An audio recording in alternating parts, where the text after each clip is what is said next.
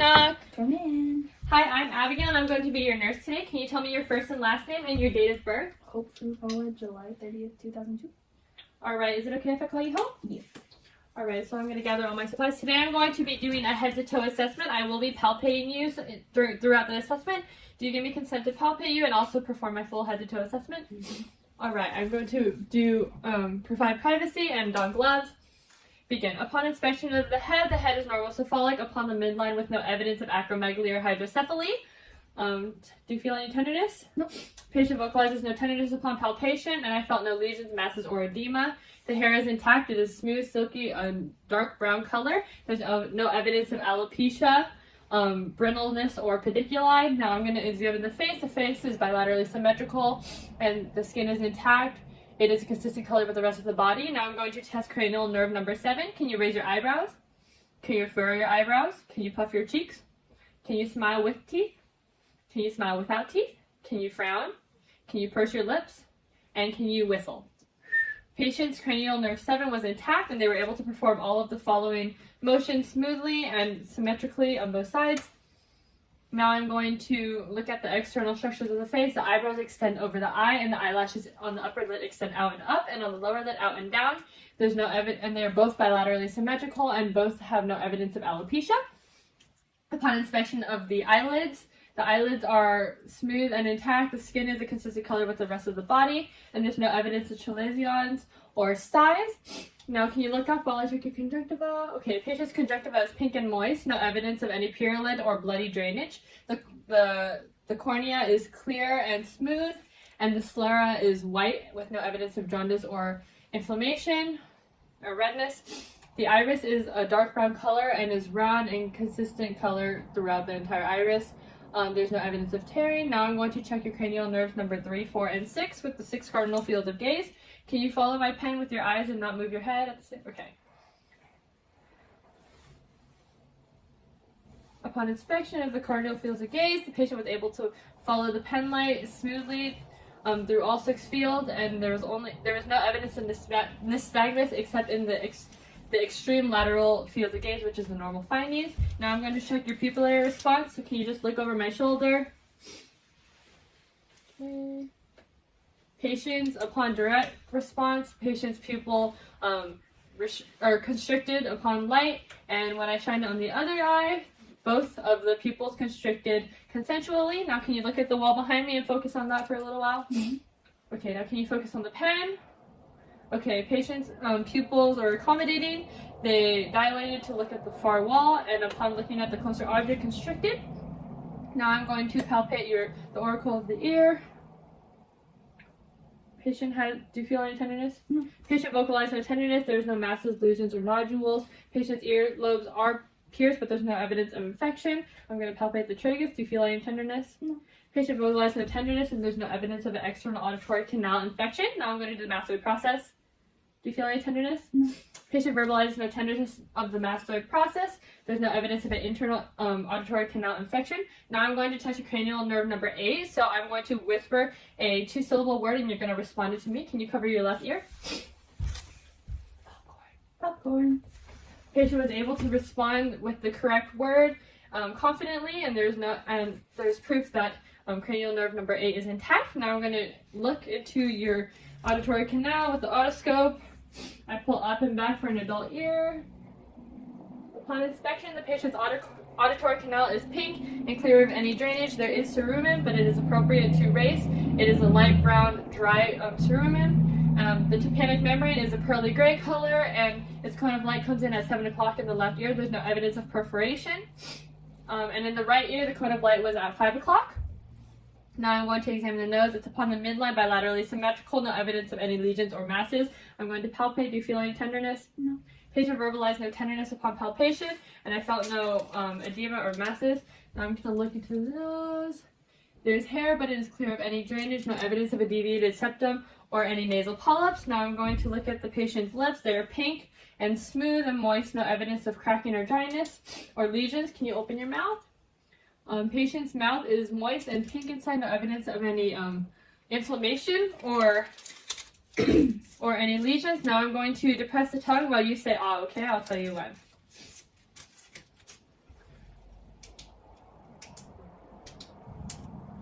Can you say ah? Ah. Okay, upon depressing the tongue, the uvula retracted against the soft palate, showing that cranial nerve 10 is intact. I'm going to throw this in the trash.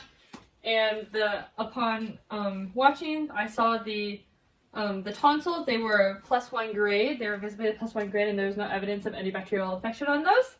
Now I'm going to check the range of motion of the tongue. Can you stick out your tongue? Can you move it up toward your nose, toward your chin?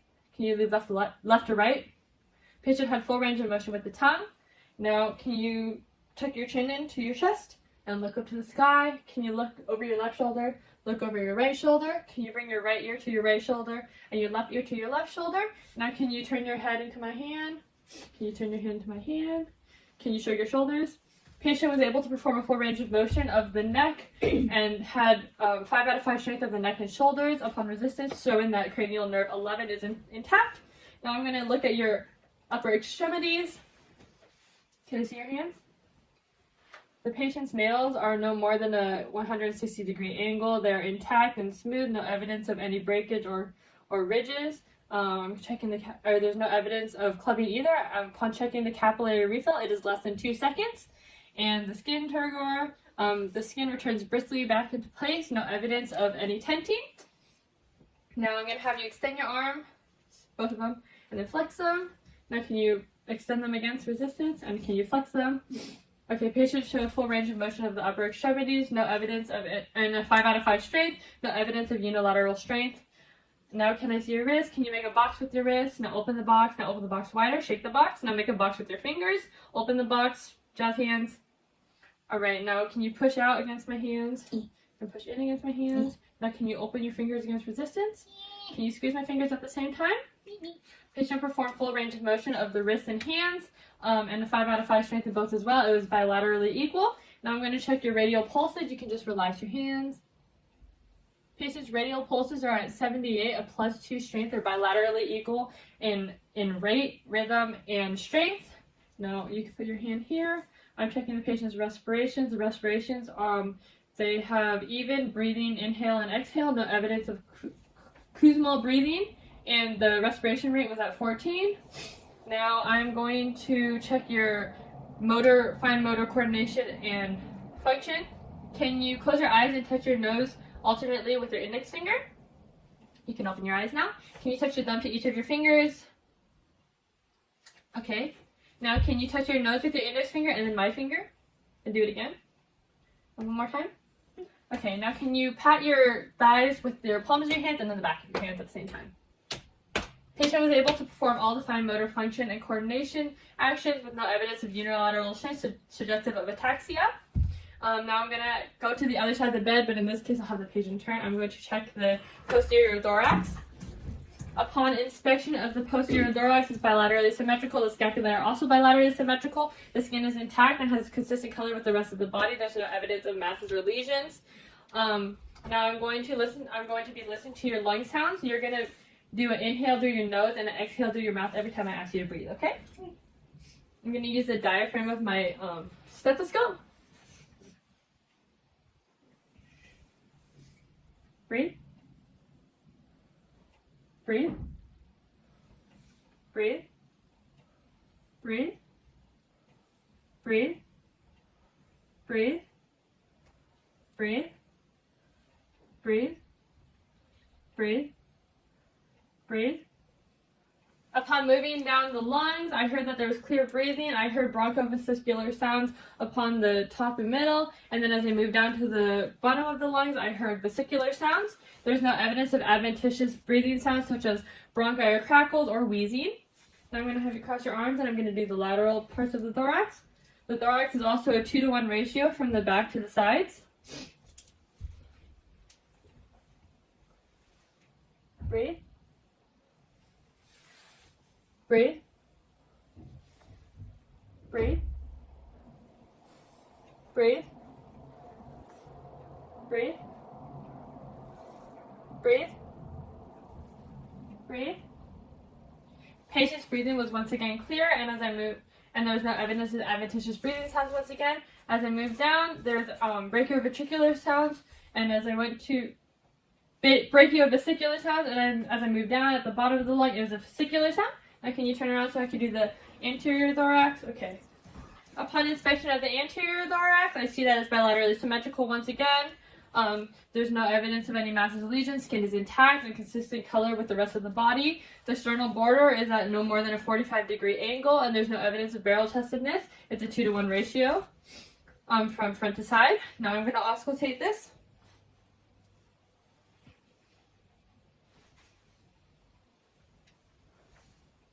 Breathe. Breathe. Breathe. Breathe. Breathe. Breathe. Breathe. Breathe. Upon auscultating the anterior thorax, at the apex of the lungs, I heard brachio sounds, and as I moved down, I heard vesicular sounds, and at the bottom of the base of the lung, I heard vesicular sounds. There was no the breathing was clear, no evidence of any adventitious breathing sounds once again. Now I'm going to observe all the cardiac landmarks. Upon inspection of the cardiac landmarks, I see that there's no masses, bulging, or any pulsations. And I am going to palpate the PMI, which is the point of maximum impulse, which is upon the left midclavicular line at the 5th intercostal space. I'm going to palpate that with the palm of my hand. I felt no pulsations, suggestive of an aneurysm or any uneven heart rate. Now I'm going to auscultate your heart sounds with the diaphragm of my stethoscope, and then I'll go through it again with the bell. Okay, at the 2nd intercostal space on the right side of the lung, or the right side of the sternum, is the aortic pulse, and then I'll go to the pulmonary at the left 2nd intercostal space. Then Erb's point at the 3rd intercostal space. And then at the 4th, it's the tricuspid valve. And at the 5th intercostal space, I hear the mitral valve. Okay, upon auscultation, the aortic and the pulmonary valves, I heard S2 louder than S1. At Erb's point, I heard no heart murmurs or any other heart sounds. And at the tricuspid and mitral valves, I heard that there was no, or I heard an S1 louder than S2. Now I'm going to use the bell of my stethoscope.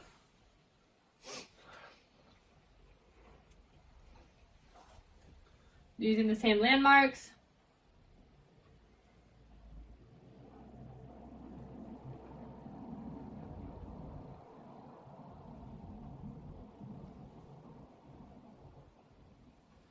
Upon auscultating the cardiac landmarks one more time with the bell of my diaphragm, I hear that there was no evidence of an S3 after S2 at the aortic and pulmonary valves. At Erb's point, I once again heard no heart sounds or any murmurs. And at the tricuspid and mitral valves, I heard no evidence of an S4 in front of before S1. Now I'm going to have you lie down on your bed. I'll lower the bed and make sure that you can get there comfortably. Okay, now I'll raise the bed to a working height. Is it okay if I expose your abdomen a little? Yeah. Just gonna bring this down a little. Alright. So upon inspection, the contour of the abdomen is smooth and flat, no evidence of any bulges or masses. Now I'm going to auscultate the 4 quadrants. Oh, there's also no evidence of any engorged veins that suggest caput medusa. I'm going to use the diaphragm, lower right quadrant, upper right quadrant, upper left quadrant, lower left quadrant. Upon auscultation, there were no evidence of hyperactive or hypoactive vowel sounds or any borborygmes. It was a high gurgly tinkling noise that came in intervals of 5 to 30 seconds. And now I will be percussing your abdomen in the 4 quadrants. I'm going to start in the lower right quadrant. There's 3 points. And then in the upper right quadrant, there's 4 points. And then in the upper left quadrant, there's 3 points. And in the lower left quadrant, there's 3 points. Upon percussion, I heard that it was a tympanic noise throughout the abdomen, no evidence of hollowness or any dull noises except along the liver margin, which is a normal finding. Next time I'm going to do some light palpations of 1 to 2 centimeters deep. Please let me know if you feel any tenderness. 3 in the lower right quadrant, 4 in the upper right quadrant, 3 in the upper left quadrant, and 3 in the lower left quadrant. Patient vocalizes no tenderness, and I found no evidence of masses or enlarged organs. Now I'm going to go back in with some deep palpations. Please let me know if you feel any tenderness. This is 4 to 6 centimeters deep, 3 in the lower right quadrant, 4 in the upper right quadrant, 3 in the upper left quadrant, and 3 in the lower left quadrant. Patient vocalized no tenderness upon deep palpation of the abdomen, and I once again felt no masses or enlarged organs. Now I'm going to lower the bed and have the patient move back into a sitting position. I'll raise the bed so that they're slightly off the ground, and I'm going to do my lower extremity inspection. Upon inspection of the leg, legs have the skin is intact, the skin tone is consistent with the rest of the body, and there's evidence of no evidence of alopecia. I see no engorged veins as well, and I see no edema. Now I'm going to check the nails. The nails are intact and clean and curved slightly. No evidence of any infection. I'm going to check the capillary refill. The capillary refill is less than 2 seconds. And next I'm going to find the dorsalis pedis pulse. Patients' dorsalis pedis pulses are of +1 strength. They're bilaterally equal, and they have a pulse of 78. No evidence of uneven pulse. I'm going to do the posterior tibial. Upon palpation of the posterior tibial pulse, I felt that it was also of +1 strength, and they're once again bilaterally symmetrical with the same pulse as the dorsalis pedis of 78. Now I'm going to have you do a couple motor function and coordination things with your legs. Can you pedal your feet? Now can you rub the heel to your shin of the other leg and do it the other way? Now can you make a figure 8 with your foot? Alright, on the other foot. Patient was able to perform all the fine motor function and coordination skills smoothly and and with each side of the body. No evidence of ataxia. They were all done smoothly. Now I'm going to find your patellar tendon and check your patellar tendon reflex. I'm going to get my reflex hammer. And I'm going to there you go. Oh, I'm going to do it one more time. Patient had a reflex of 3. No evidence of a lack of reflex. Now I'm going to lower the bed, and I'm going to have you get up with me. Can you stand over here with me, and then can you lean over, try to touch your toes as far as you can, don't force yourself. Upon inspection, the patient's shoulders and hips are parallel, and the spine is perpendicular to both as well. You can come back up. I felt no evidence of excessive curvature of the spine. There's no evidence of kyphosis, lordosis, or scoliosis. Now can you come over here? Oh, and can you lean forward as much as you can, lean back as much as you can, lean to the side as much as you can, both ways. Now can you twist? Patient was able to perform full range of motion of the spine, no evidence of difficulty or stiffness. Now we're going to test your proprioception and cerebellar function. Can you come over here and then walk over to that door over there? Alright, can you come back and walk heel to toe this time? Okay, now you can stop. I'm going to have you close your eyes and stand on one foot, okay? And you can open your eyes. Can you jump on one foot? Okay, patient's proprioception and cerebellar function are intact. There is no evidence of difficulty with any of the following motions. Now, I'm going to have you sit back down and get comfortable in bed. I'm going to lower the bed all the way, check the guardrails, check the brakes. The call light is right here. If you need anything, please call a nurse. That's the end of my head to toe assessment. I'm going to perform hand hygiene, grab all my supplies. Would you like me to leave the curtain closed, or would you like me to open it once again? Can you open it? Okay, I'm going to open it, double check everything, and I'll grab my supplies and leave the room. The end.